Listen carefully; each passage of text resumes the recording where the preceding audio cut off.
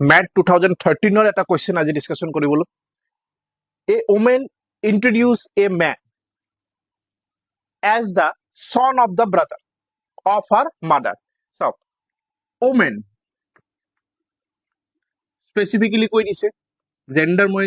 Define কৰিব পাৰো introduce a man as the son of the brother of her mother. woman or mother মানে negative mother or brother তাৰ মানে uncle হৈ আছে woman জনৰ আৰু woman এটা মানুহৰ ফালে চাই কৈ আছে এই মানুহজন তেওঁৰ মাকৰ ব্ৰাদাৰৰ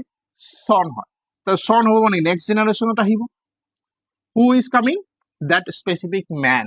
প্লাস সাইন হ'ব তাৰ মানে এই দুইজনৰ ৰিলেশনটো ওলাব দিছে how is the man relate to the woman woman or uncle or লৰা তাৰ মানে কি দুইজন নিজৰ মাজত কি হ'ব কাজিন হ'ব কাজিন যদি হয় that means option number C would be the correct answer so hope you are getting next question কি আছে চাও question number 5 এ কি কৈছে চাও